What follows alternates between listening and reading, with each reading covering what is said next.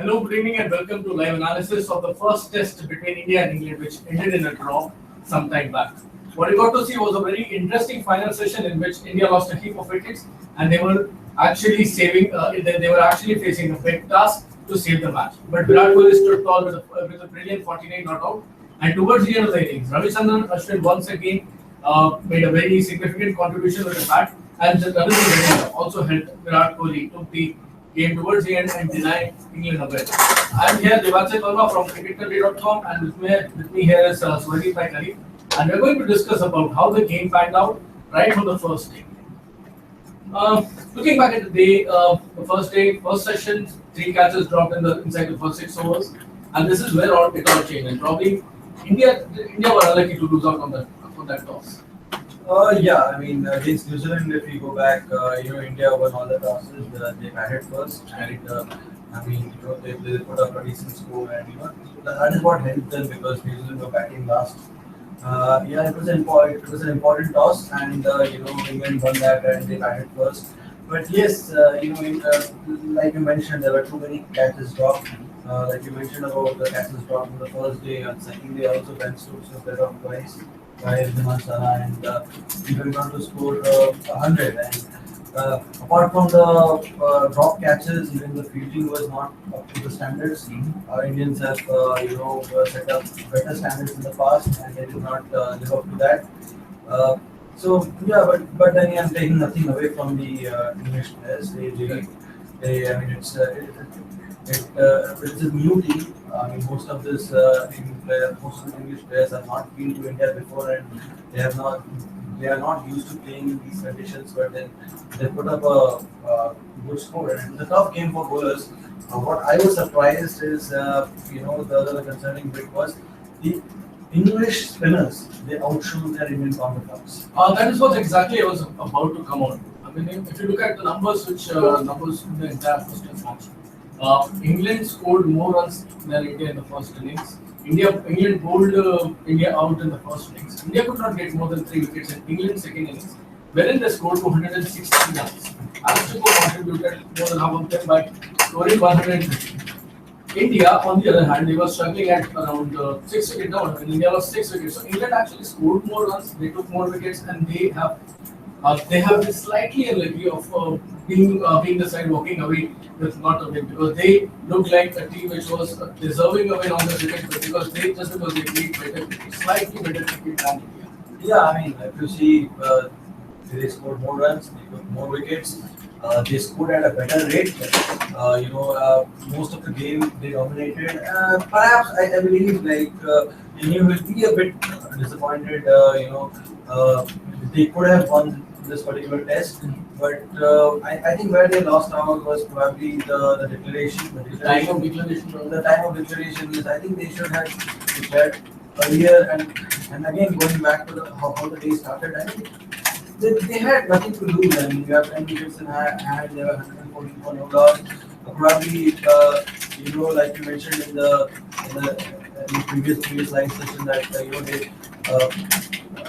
probably Cook and Hasid Hamid were not the right men who were out in the middle, but they could have still gone and accelerated. There was thinking shown by Mr. Cook. Hamid, should have been maintained as well. No, I mean, they're taking nothing away from him. He played brilliantly. But they had Root, they had Ben Stokes, they had Johnny Wester to come in. Ryan Duckett carried the reputation. So they could have gone for those quick runs and maybe declared earlier. That would have given them those extra 10 hours. Correct. I mean, had England had more time, they would have definitely put India under more pressure. The point is, England were found out. What England found out this morning was two very, very different batsmen, which they would not have wanted to be at the crease at that point of time, because England wanted quick runs. In the first hour of the day, England added only 40 runs. So this actually played a big role in the game. But at the same time, I mean, keeping in mind that let's just forget how India batted in the first innings, how many wickets India lost in the second innings. Sorry, England would not have thought Ajinkya Rahane specifically to play that kind of stroke. or Murli Vijay to bat back, or Cheteshwar Pujara to come up a very wrong dismissal and not appeal against it. So it was a very very chancy thing which England did. I think safety first has been Alistair Cook's mantra for so long, for whatever time he has been English captain.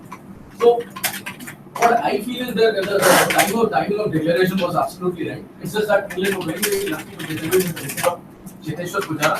Murli Vijay had lapse in concentration and Rahane played to which actually piled up a lot of pressure on India. Otherwise, looking at the numbers of overs which are left, because Virat Kohli and Ravichandran Ashwin, who actually stemmed the Indian fall of wickets, when they came together, there were about 20 or overs left in the game. Yes, and I mean that partnership was very important. Ashwin batted almost in all with Virat Kohli, and it was a very good knock. The best part about Ashwin is whenever he comes out to bat, he always looks set. And once again, that was the case today. He was, I mean, and he did not just hang around; he was also scoring runs. Yes. I mean, I would not say he was putting pressure on the English, but he did not look at any discomfort. Yeah. That was a good pick. But if you see how the Indian wickets fell, I mean, definitely Pujara, should have reviewed that decision. But talking about the dismissal of Rahane, Ashwin, and also Dhiman Saha, I mean, it was like wickets were just given away. Like I would say that. I mean, there was Dhiman Saha had no business playing that shot. Rahane, I mean, he should have just given support to his captain. He's an experienced player. He is probably one of the best batsmen in the side. In the last innings also he did not get going, and if you look at it, he again missed just the length. He went to the back foot, and I mean it was a really an awful shot to play at that stage. Okay. In hindsight, I mean, it was this England side. It was coming off a defeat, a massive, embarrassing defeat in the second Test match, which they played in Mirpur against Bangladesh. Now they have sprang the surprise. What they have done is they have actually denied India. In the hindsight, let's go back to the first day. Let's see what the wicket did. The wicket was completely flat. The Indian bowlers were asked to bowl first. It was a good challenge for them to prove their mettle on a wicket which had a lot of amount of grass, a lot of runs on the batsman, but nothing for them. And this is where Indian bowlers failed. All three of them actually. The three specialist Indian spinners, Ravichandran Ashwin, Jadeja, and Amit Mishra, they all failed to create the impact which actually Indian spinners were able to create. So, can it be said that India were wanting to wanting to have a very gentle wicket first for the first Test match, just to take a stock of the English spinning options which England after this era, and then go ahead into the series with a fair bit of idea how Zafar Ansari looks like, or probably how Moeen Ali has been bowling, or how Adil Rashid looks like, because India have only faced Moeen so far in the previous week, not Adil Rashid, not Zafar Ansari, not even much of you.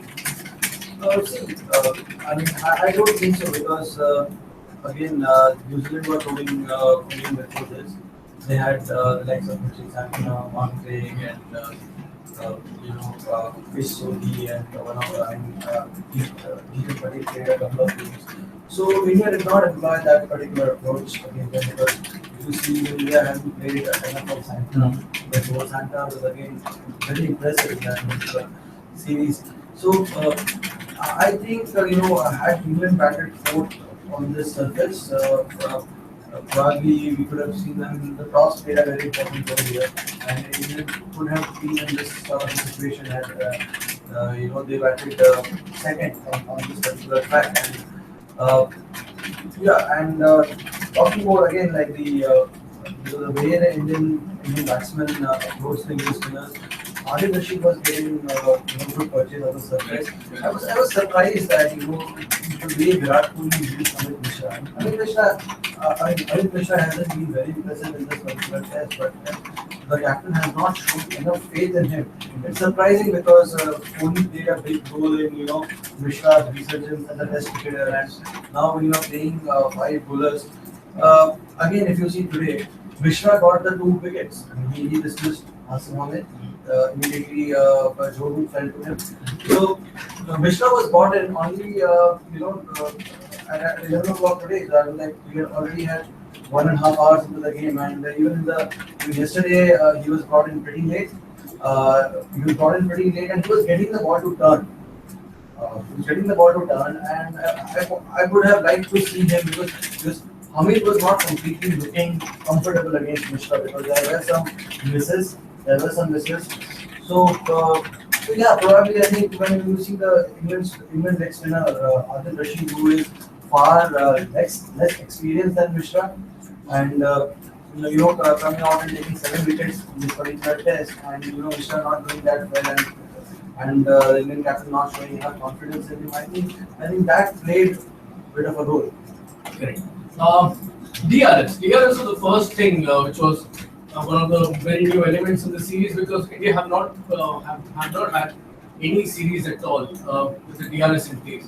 For the first 3 days, India's use of DRS was very accurate. It was spot on. It was England who were looking very jaded with that. But on the fourth day and even on the fifth day, with Ravisander Ashwin appealing for a leg before when the ball was completely missing the off stump, and then Cheteshwar Pujara, Murli Vijay not combining together to challenge that decision from Kumar Dharmajia. Somewhere India needs to travel a very long road to get where the best people are. Yes, I mean, Ashwin going for that DRS, sort of resisted the fact that, he was definitely looking for them, looking for wickets, and I mean, it was, I mean, he's been the number one bowler in the world in Test cricket, the ICC ranking says. So he's been taking wickets in every innings where he's bowling, and this just was completely an off for him with the ball, and the only wicket he got in the second innings was Cook when the side declared. So I think it was more to do with that, and yeah, I mean the Pujara one was very disappointing. I think Murli Vijay, I think he might not have watched the ball land, otherwise he would have spoken to his partner, and even Pujara should have had a fair idea about when you're batting, you know where the ball is, you're pitching, but probably he had some It was doubts. very plumb. So probably both the Indian batsmen have thought that since it's so plumb, it's looking very obvious decision that Pujara was just first grabbed in front of the middle stage. That is what I think would have prompted them not to challenge the DRS. Yes, and again, maybe that was the case, but then Pujara has to realize that he is India's best batsman. I use the word best in these conditions. In home conditions, Especially against England, he has scored 3 centuries. he has been exceptional against England. He's been exceptional at home. In these conditions, he has a better record against. He has a better record than Virat Kohli and Ajinkya Rahane. So Kohli's wicket was Pujara's wicket was very important. So I mean, like one of the commentators was saying that when the Sehwag batted, he knew that his wicket was so important. So every time he would always go for the review. He would tell his teammates, Sehwag will tell his teammates that one review is for me because I will be eating it because I'm that important to cricket. But that's what Virendra Sehwag was all about. Let's coming back to this contest. England have definitely a lot to take away from this game. I mean, they walked into this game coming off an embarrassing defeat. What they have done is they have challenged India with the bat with the ball. They have actually earned the draw. They are if there was a result supposed to come out, then they were the deserving winners for this test match. But they have a lot to take away. They discovered a very good opener in Hasan Hamid. Alistair Cook got his 30th century going past Donald Bradman. A little bit worried in the lower order build that it is there. Donny Bairstow did not get a lot of runs. He was out for 46 in the second in the first innings. Spin wise, England have done well. Bat wise, England have done well. What can India take away from this? See, the Indian batsmen in the first innings batted well. In second, Pujara and Vijay were exceptional. It's not easy because the opposition has scored 500. They have a decent bowling attack, but England bowlers were trying their best. But these two batsmen got a very good partnership, and Bain India out. Again, a lot of this batting is the Indian batting backbone Virat Kohli and Ajinkya Rahane. Kohli scored 40 before he got a wicket. Rahane didn't score a lot. So despite that, India were in some sort of trouble when they lost the six wicket. Again, Ashwin coming in batting, and you had that partnership with Iman Saha again was very crucial. The way Ashwin batted with the Englanders, the 70 runs he scored. I mean, see, Ashwin may not have contributed a lot to the ball, but in both the innings he scored more than 100 runs, and that's what your all-rounders do. Like, probably we expect a lot out of him with the ball, and he has set some standards for himself. But again, if you see, Ashwin has made a very significant contribution with the bat. Correct. So Ashwin's contribution with the bat will be a positive because if India look to play with five bowlers, then that is an approach. Again, Jadeja's counter-attacking innings today, the last half an hour, he batted. So that is the way Jadeja usually plays, and Kohli will have some confidence that maybe five bowler, provided your bowler is going well. Five bowlers is the way ahead, and he can rely on his specialist five batsmen, the wicket keeper batsman and his all-rounders. So these are the few positives I would like to. I think India will take from this particular game. A lot of positives for England to take away as well as for India. India have actually batted well in the first innings. They did stumble in the second innings, but they tried a lot with the ball. We'll have to give it to the Indian spinners for having one off game because it was a batting friendly wicket. India always going to be a very, very tough side because they always put a heavy price on their wickets. Every single one of them they bat very, very deep. It was an off game for some of their players. Ben Stokes the ball, definitely he did score a century, but it was not convincing enough because he was actually careless, a little bit of careless strokes towards the end of it. Stuart Broad was playing his 100th Test match. He did not do much. He could get the only wicket. The only impact which he actually made in the game was on the third day morning when he got Gautam Gambhir, India's opener, out for a very, very cheap score. Now, coming back to going to Gautam Gambhir, I mean, Indian selectors had selected the squad for the first two Test matches. For the second Test at Visakhapatnam, Gambhir's place looks definitely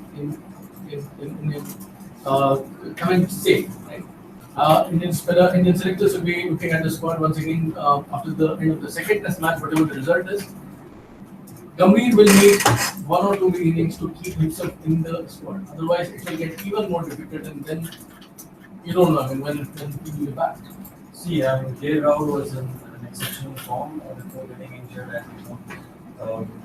not playing those two tests against he's going to put two tests against New Zealand in the first test against England. So KL Rahul is fit.